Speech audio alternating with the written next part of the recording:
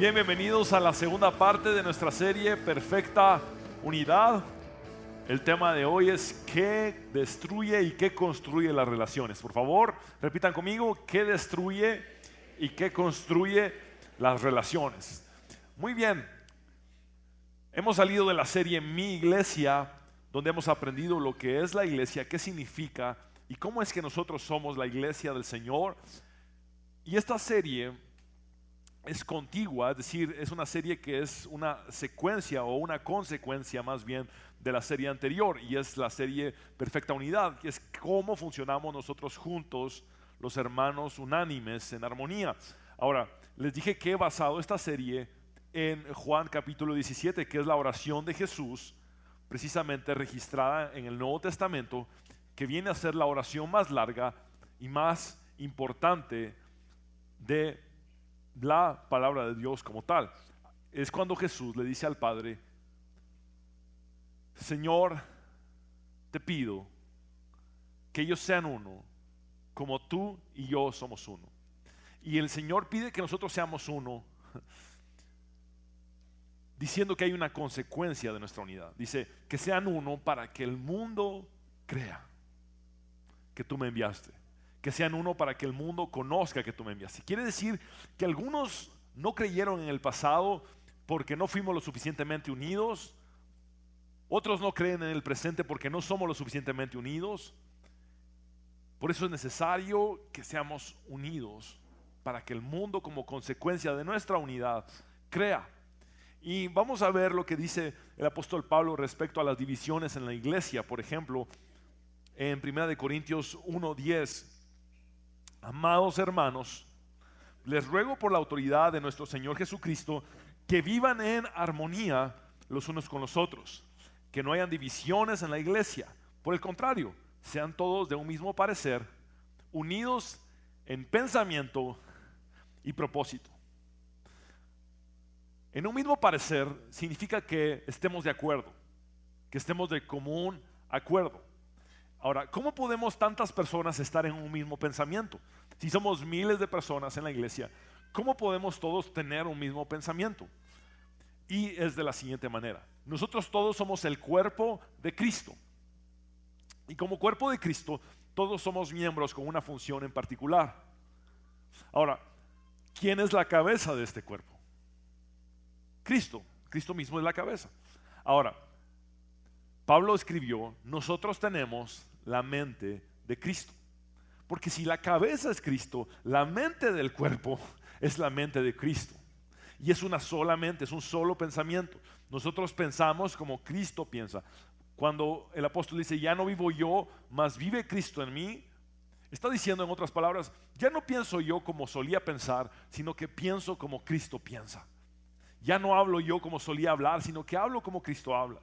Ya no hago las cosas como las solía hacer, sino que hago ahora las cosas que Cristo hace o que Cristo haría. Y esta es la bendición de estar en un mismo pensamiento. No solo en un mismo sentir, en un mismo parecer, sino en un mismo pensamiento.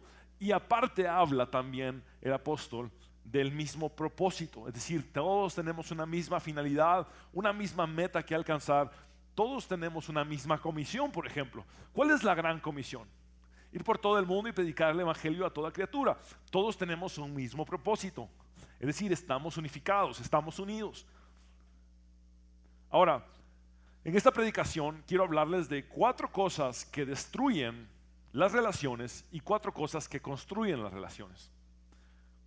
Vamos a ver detenidamente estas 4 cosas que destruyen las relaciones y vamos a contrarrestar estas 4 cosas con otras 4 que construyen. Es decir, vamos a quitar las que destruyen y vamos a poner aquellas que construyen las relaciones.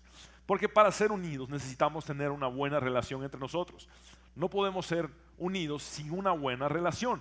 Entonces, vamos a ver qué es lo primero que destruye las relaciones. El punto número 1 es que el egoísmo destruye las relaciones. Por favor, anoten en su espacio en blanco la palabra egoísmo. El egoísmo destruye las relaciones. Y quiero explicar la etimología de la palabra egoísmo, que viene del latín. Ego significa yo.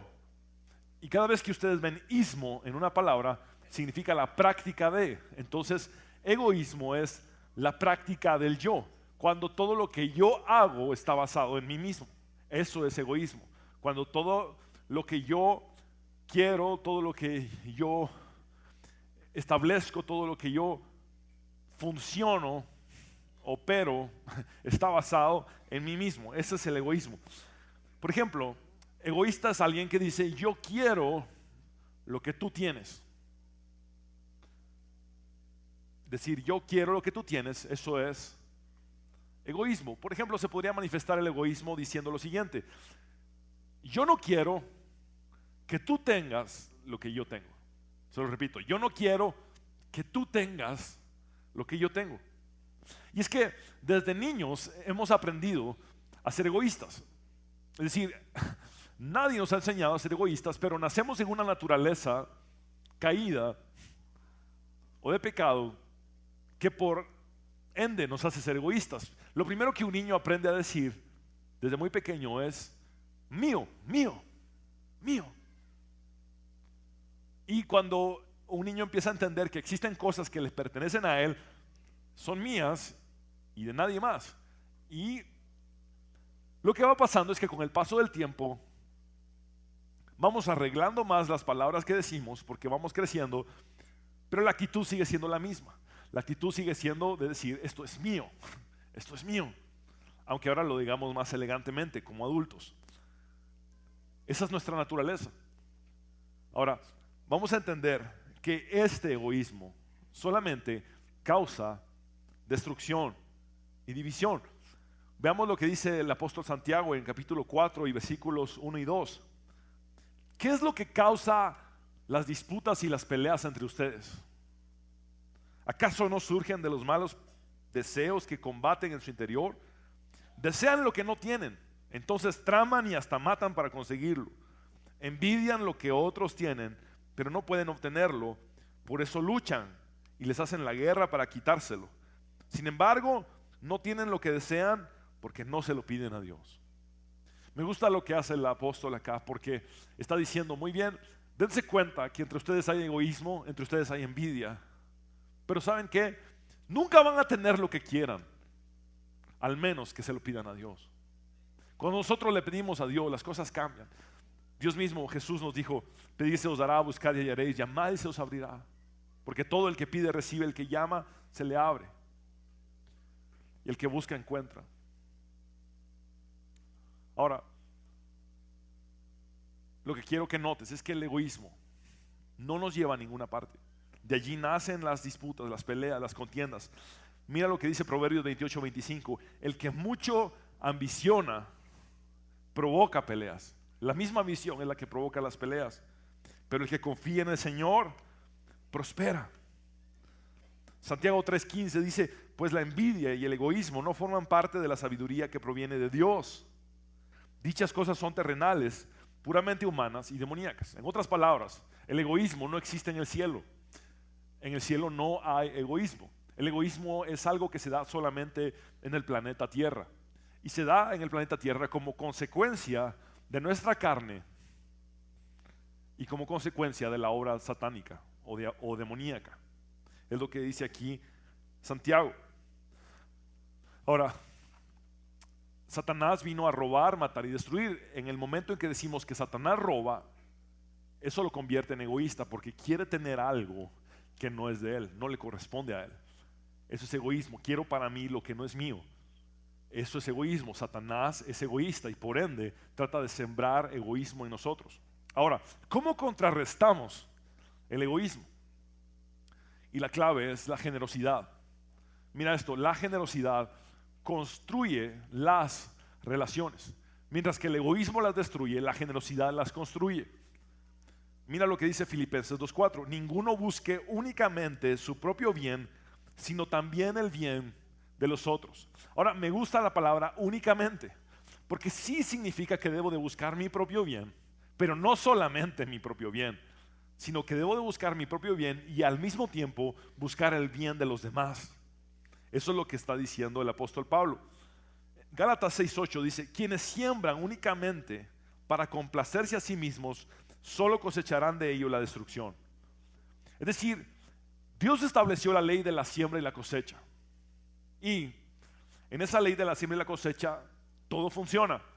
Si tú siembras cosas buenas, cosecharás cosas buenas. Pero también la ley de la siembra y la cosecha funciona de esta forma. Si tú siembras cosas malas, vas a cosechar cosas malas. Ahora, el apóstol está diciendo que los que siembran solamente para sí mismos traen destrucción. Es decir, los que siembran egoístamente traen a sus propias vidas destrucción. Ahora, veámoslo de esta forma. ¿Cómo podría funcionar esto en el reino de Dios? Y es que yo he visto a gente incluso darle a Dios egoístamente. Es decir, voy a darle esta ofrenda a Dios, pero si a cambio Dios hace esto por mí. E incluso el hecho de dar se trata de ellos mismos. Cuando dar se trata de la persona a quien nosotros le damos, no de nosotros mismos. ¿Me estoy explicando?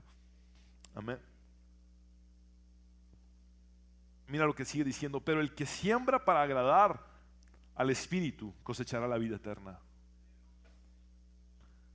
Gálatas 5:16: por eso les digo, dejen que el Espíritu Santo los guíe en la vida, entonces no se dejarán llevar por los impulsos de la naturaleza pecaminosa. Es decir, nuestro impulso natural es ser egoístas. Esa es la realidad. Vamos a ser claros. Nuestro impulso natural es ser egoístas. Pero si somos guiados por el Espíritu Santo, podremos nosotros ser generosos. De hecho, uno de los frutos del Espíritu es la bondad. Y bondad significa hacer bien a alguien. Cuando yo le hago el bien a otra persona, soy bondadoso. Gálatas 5:24 dice: y los que somos de Jesucristo ya hemos hecho morir en su cruz nuestro egoísmo y nuestros malos deseos. Ahora yo quisiera preguntarles, ¿cuántos son de Jesucristo? Amén. Muy bien. Ahora, eso significa que el egoísmo ya no es parte de ustedes. Significa que el egoísmo está crucificado. Hemos hecho morir nuestro egoísmo en la cruz. Es lo que dice el apóstol. En Isaías 32:8 dice: pero los generosos proponen hacer lo que es generoso y se mantienen firmes en su generosidad. Por favor, repitan conmigo la palabra proponen. Y es que la generosidad es esto: es hacerle el bien a alguien premeditadamente. Es un hecho pensado, es un hecho adrede, es a propósito, es algo que yo planifico para hacer. Los generosos planifican ser generosos, se proponen ser generosos desde de antemano. Mira 1 Timoteo 6:18: diles que usen su dinero para hacer el bien.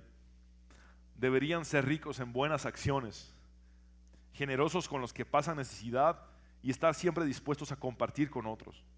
Me encanta la frase ser ricos en buenas acciones.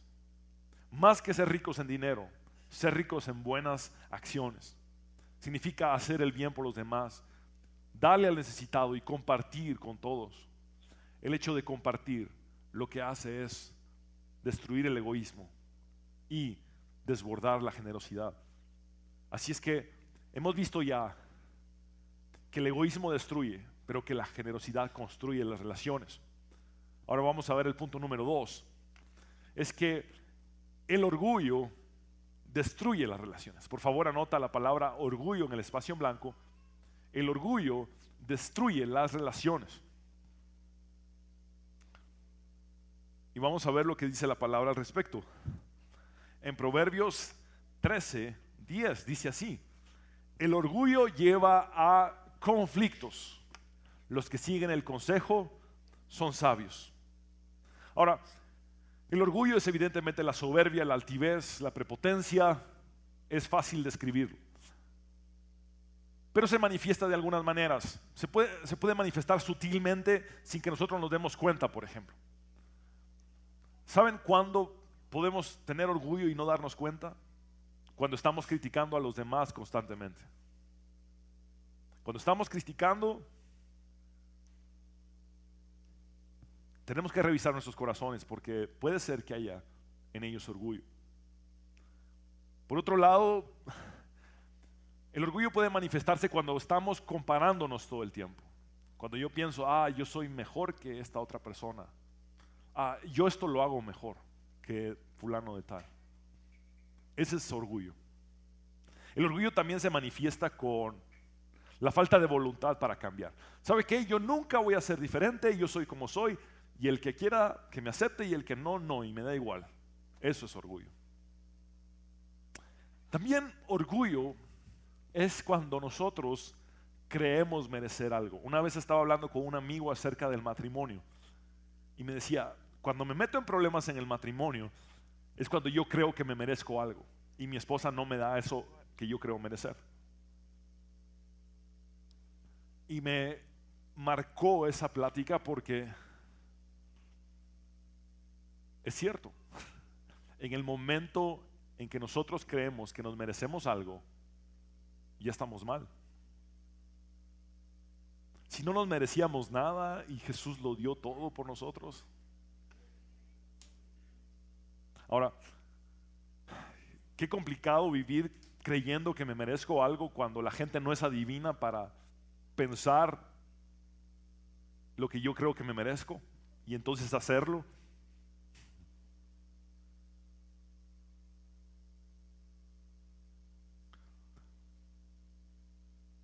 Jesús vino al mundo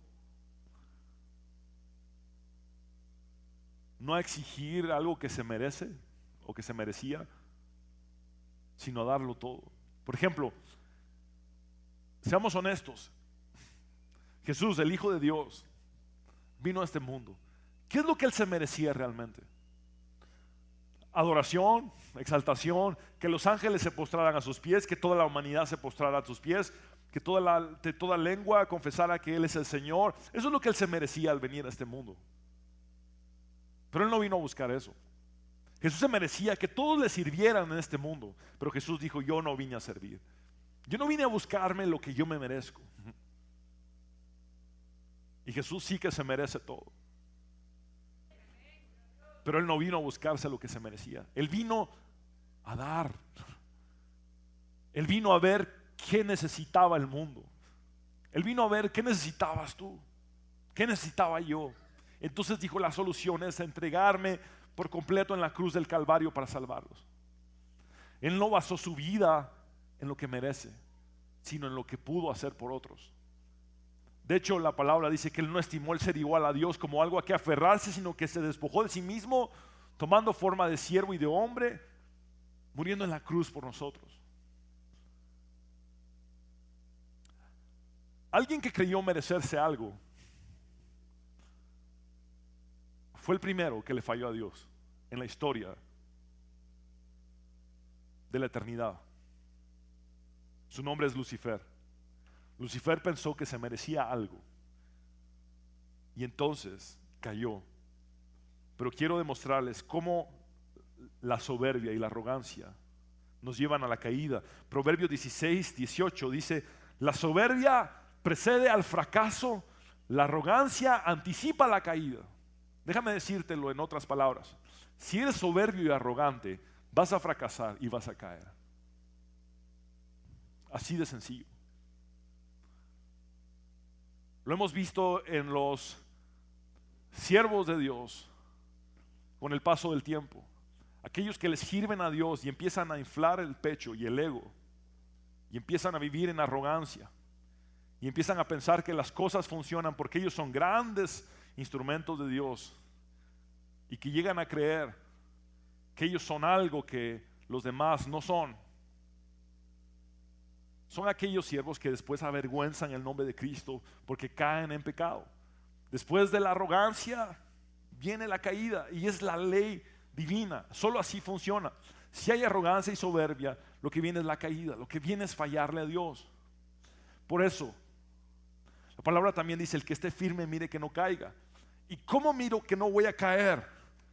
Si entiendo que la soberbia me va a llevar a la caída, entonces el que esté firme mire que no caiga. En otras palabras, el que esté firme mire que no haya soberbia en su corazón, sino que busque tener la humildad de Cristo. Por ejemplo, Satanás dijo en su corazón: subiré al cielo, en lo alto junto a las estrellas de Dios. Es decir, subiré sobre los ángeles de Dios, levantaré mi trono y en el monte del testimonio me sentaré, a los lados del norte, sobre las alturas de las nubes subiré y seré semejante al Altísimo. ¿Por qué cayó Satanás? Por creer que merecía ser semejante a Dios. Por soberbia, por orgullo. Ahora, Satanás no fue nada original al tentar a Adán y Eva en el huerto del Edén. En el huerto del Edén, cuando él se aparece en forma de serpiente, les dice: si ustedes comen del fruto prohibido, serán semejantes ¿a quién? A Dios, serán como Dios. Ese orgullo nos lleva a la caída. Satanás cayó del cielo, ahora es un ángel caído, y el hombre y la mujer, Adán y Eva, cuando comieron del fruto, inmediatamente experimentaron lo que es la caída. La soberbia nos lleva al fracaso y a la caída. Entonces, ¿cómo hacemos para contrarrestarla? Y la única forma de contrarrestar la soberbia y el orgullo es por medio de la humildad. Y mira lo siguiente: la humildad construye las relaciones. Y aquí tenemos el máximo ejemplo para la humildad. Aquel Rey de reyes y Señor de señores que escogió venir a nacer a un pesebre, ni siquiera escogió la cuna más humilde. Tú y yo tuvimos una mejor cuna que Él mismo. Él ni siquiera tuvo una cuna como tal. Él escogió el lugar donde los animales comían para nacer. ¿Y saben por qué? Porque Él decidió ser la humildad del cielo para la soberbia de esta tierra. Desde el momento en que Él nace, decide de una vez caminar en humildad para contrarrestar la soberbia del mundo, para contrarrestar el orgullo que Satanás había puesto sobre el imperio romano, sobre la humanidad. Y al crecer, Él dijo: no tengo dónde recostar mi cabeza. Aún siendo el dueño del oro y de la plata, escogió no tener dónde recostar su cabeza para mostrarnos la humildad. Y no solamente esto, la humildad de Jesús se vio también en su obediencia. En el Getsemaní, por ejemplo, en su oración vemos que le dice al Padre en 3 ocasiones: Padre mío, si es posible que pase de mí esta copa, pero que no se haga mi voluntad sino la tuya. Ahora, entendamos esto: Padre mío, que no se haga mi voluntad sino la tuya, y si es posible pase de mí esta copa. ¿Qué quiere decir? En otras palabras, Dios, yo no quiero morir en la cruz, no siento el deseo, no siento las ganas de morir en la cruz. Si es posible que yo no muera en la cruz, pero que no se haga mi voluntad sino la tuya. Eso es humildad. Decirle a Dios: aunque yo no quiera pasar por esto o atravesar este sufrimiento o este dolor, si es tu voluntad, yo lo voy a hacer. Eso es humildad, sujeción, obediencia a Dios. Primera de Pedro 3:8 dice: a todos los dice Primera de Pedro 3:8 dice: por último, todos deben ser de un mismo parecer, compadézcanse unos de otros, ámense como hermanos y hermanas, sean de buen corazón y mantengan una actitud humilde. Filipenses 2:3: no hagan nada por contienda o por vanagloria, al contrario, háganlo con humildad y considerando cada uno a los demás como superiores a sí mismo. Ahora, es bien delicado el hecho de la humildad, porque se da mucho entre las iglesias y especialmente entre los creyentes lo que es la falsa humildad. Por ejemplo, alguien que dice: ay, estoy tan feliz porque soy el hombre más humilde de todo el mundo. Esa persona evidentemente tiene una falsa humildad. Pretender ser humildes no es ser humildes. Y Dios va hasta lo más profundo de nuestros corazones a ver si realmente somos humildes o no. Entonces, vamos a vivir en esa actitud de humildad, pero de esa humildad sincera, esa humildad genuina, esa humildad auténtica. El punto número 3 es que la inseguridad destruye las relaciones. Por favor, anoten la palabra inseguridad en el espacio en blanco. La inseguridad destruye las relaciones. Vamos a ver lo que dice Proverbios 29:25.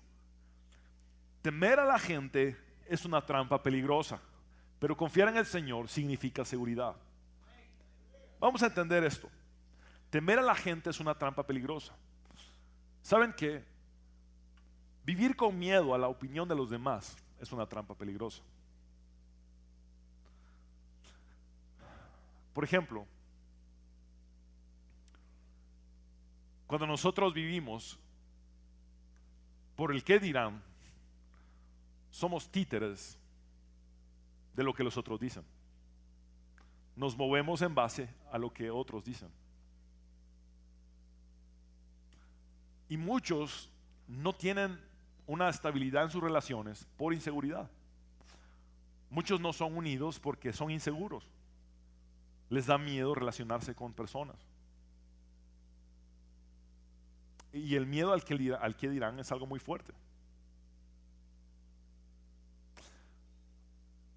Hay una anécdota de una pareja de esposos que tenían un burrito y debían de emprender un viaje para cruzar 3 pueblos. Entonces la pareja de esposos, cuando salieron de su pueblo, decidieron montar al burrito porque era de carga y se montaron los dos en él. Entonces cuando llegaron al primer pueblo, la gente del pueblo se les quedó viendo a los dos montados sobre el burrito y dijeron: qué mal esa gente, pobre burro, lo están explotando. Tenemos que llamar a la Sociedad Protectora de Animales, porque cómo se le montan dos a un pobre animal. Entonces ellos, asustados, escucharon a la gente y dijeron: bueno, mi amor, ahora en el camino, le dijo el esposo, tú te subes y antes de llegar al otro pueblo me subo yo y tú te bajas y nos vamos turnando, un ratito yo, un ratito tú, sobre el burro. Entonces cuando llegaron al siguiente pueblo, iba el señor sobre el burro y la señora jalando al burro a pie. Entonces la gente del pueblo empezó a decir: qué hombre más desconsiderado, qué falta de caballerosidad. La pobre mujer caminando ahí y él montado cómodamente, plácidamente sobre el burro. Entonces el hombre se rascó la cabeza y dijo: bueno, ¿qué nos queda? Ya nos subimos los dos, ya te subiste tú y después me subí yo, igual nos criticaron. Entonces dijo: bueno, bajémonos los dos del burro, ¿verdad? Caminemos los dos y jalemos al burro, ¿verdad? Porque nos falta otro pueblo y siempre nos critican. Entonces cuando llegan al tercer pueblo, los dos caminando, jalando al burro, dicen la gente: ¡ala, qué tontos! El gran burro ahí, ni siquiera se montan en él, ¿verdad? Y esa es la situación. Siempre van a haber distintas opiniones. Siempre va a haber algo diferente que las personas van a decir. Van a reaccionar distintamente ante diversas circunstancias.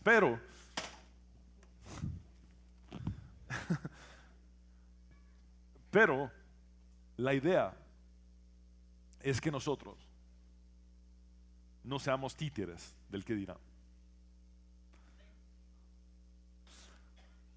Otros tienen inseguridad a relacionarse con los demás porque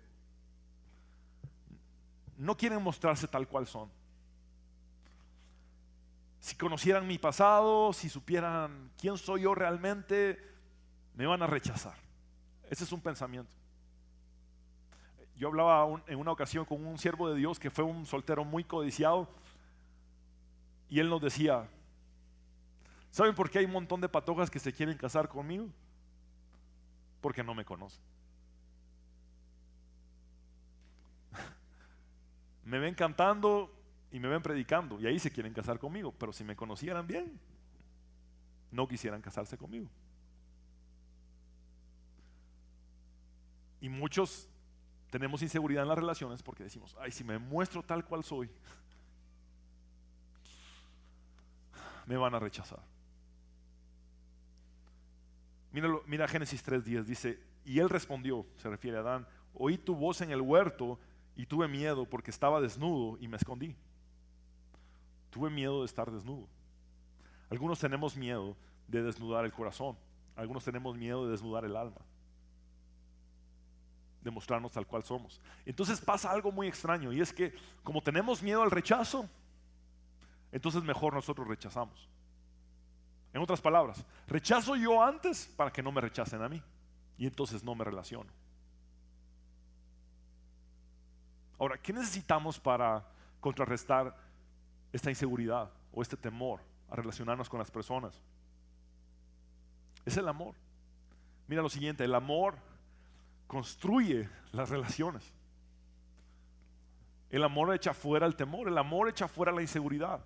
Mira lo que dice primera de Juan 4:18. En el amor no hay temor, sino que el perfecto amor echa fuera el temor, porque el temor lleva en sí castigo, de donde el que teme no ha sido perfeccionado en el amor. Cuando nosotros nos amamos los unos a los otros con el amor de Dios, ese amor echa fuera el temor, echa fuera la inseguridad. Mira primera de Juan 4:15-17.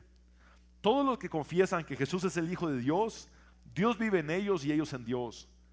Nosotros sabemos cuánto nos ama Dios y hemos puesto nuestra confianza en su amor.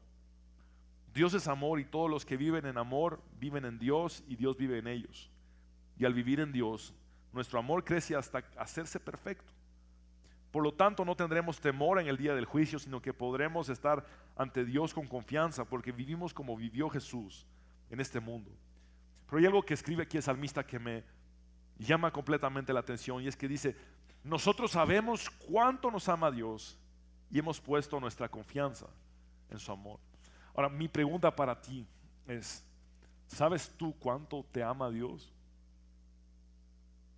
Pablo dice que debemos de conocer la anchura, la longitud, la profundidad y la altura del amor de Dios.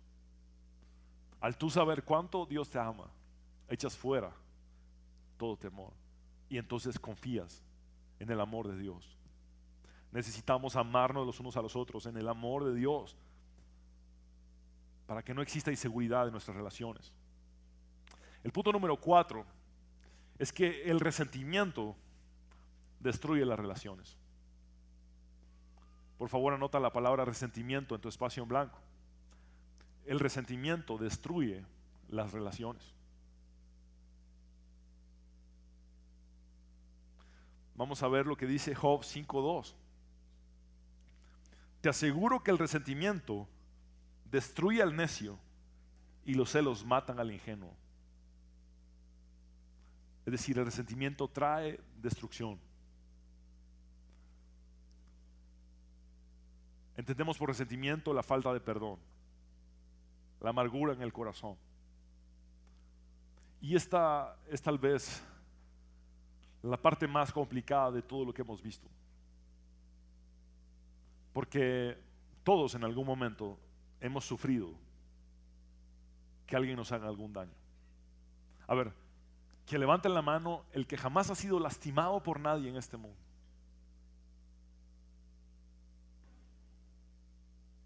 Todos tenemos que perdonar.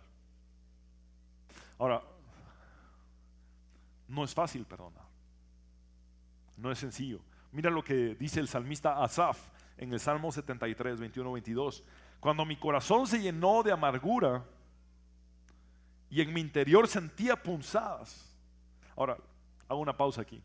¿Alguna vez has tenido tanta amargura que sientes como que te punzan el corazón?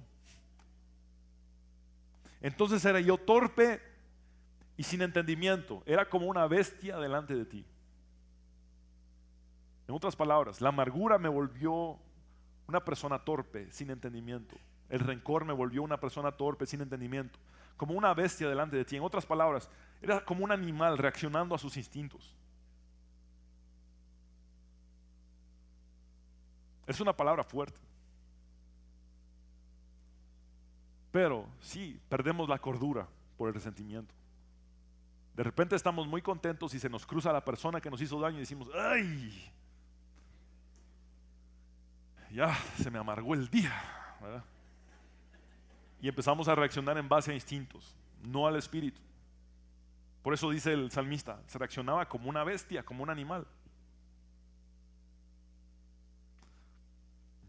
Hebreos 12:15 dice, tengan cuidado, no vayan a perderse la gracia de Dios, no dejen brotar ninguna raíz de amargura, pues podría estorbarles y hacer que muchos se contaminen con ella. Y me llama la atención el término que usa aquí el autor de Hebreos, porque dice raíz de amargura.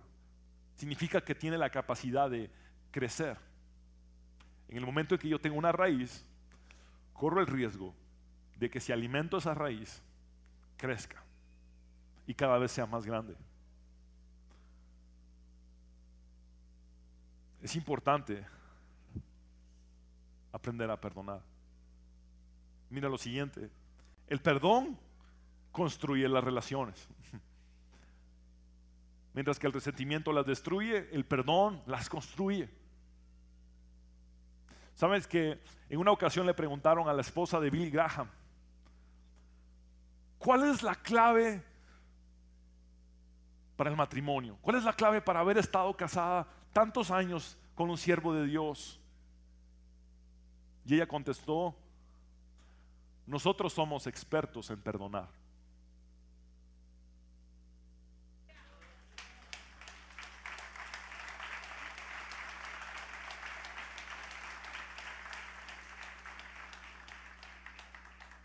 Estar casada con un siervo de Dios no significa que jamás ese siervo de Dios te va a lastimar. Si no, pregúntenle a mi esposa. Somos seres humanos, somos imperfectos. Si tú y yo pasamos tiempo suficiente juntos, probablemente yo te pueda lastimar, porque soy imperfecto. O probablemente tú me puedas lastimar. Por eso nuestra única forma para funcionar es siendo expertos en perdón, en perdonar. Aprender a perdonar, aprender a ser libres. Sabes que perdonar no significa que no te va a doler más.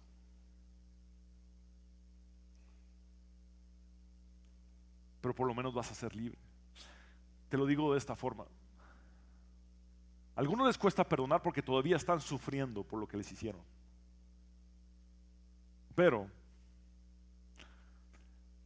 Jesús pudo perdonar desde el peor de los sufrimientos, clavado en una cruz, con el máximo dolor corporal, con el máximo sufrimiento de rechazo y menosprecio. Él fue capaz de perdonarnos a todos.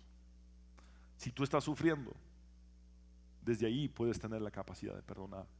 Déjame decírtelo de esta forma. La falta de perdón es como tomarte tú el veneno y esperar que el que te ofendió se muera.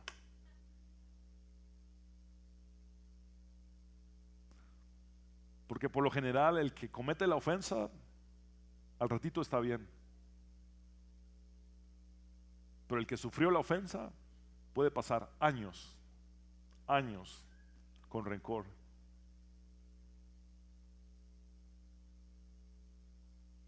Es tiempo de aprender a perdonar y hacernos, como dijo la esposa de Billy Graham, expertos en perdonar.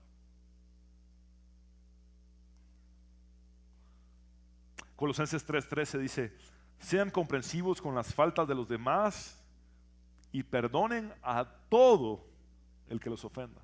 No dice solo a algunos, dice a todos el que los ofenda. Recuerden que el Señor los perdonó a ustedes, así que ustedes deben perdonar a otros.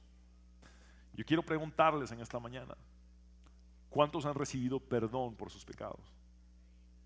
Todos. Entonces lo que la Biblia dice es que si tú ya fuiste perdonado, ahora te toca a ti perdonar. Esa es tu función como creyente.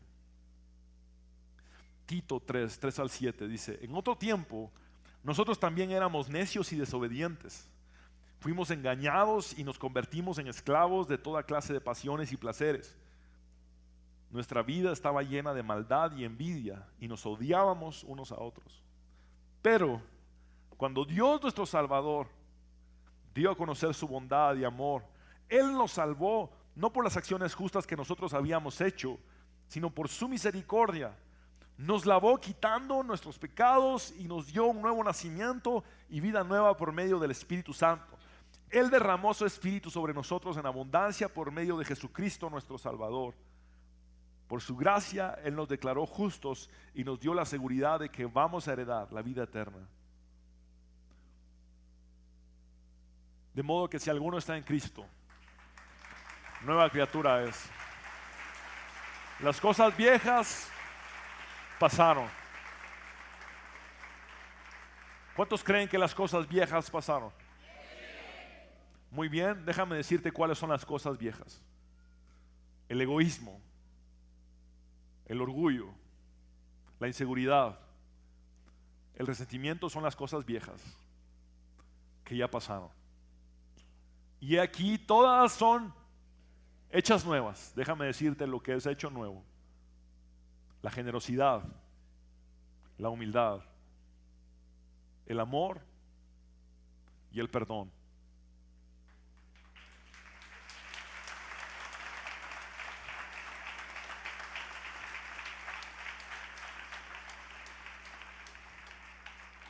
Te invito a que nos pongamos de pie un momento. Por favor, vamos a orar.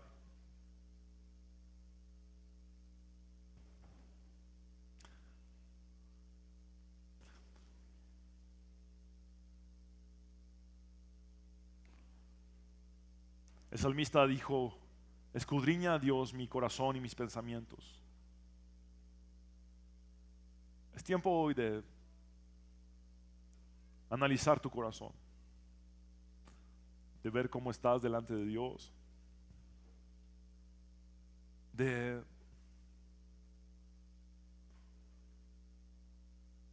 una vez por todas tomar la decisión de cambiar lo que no está bien. Si probablemente has estado viviendo con egoísmo y todo se ha tratado de ti y nada más que de ti, y todo es para ti y todo es tuyo, es tiempo de renunciar al egoísmo y decirle a Dios: pon tu generosidad en mí,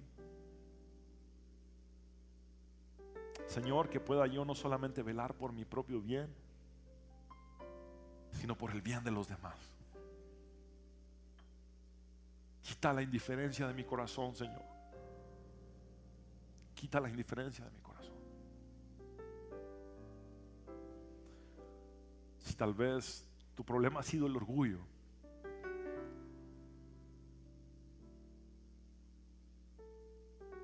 el criticar a otros porque tú piensas que eres mejor que otros, el compararte con otros porque te hace sentir bien ser mejor que otros,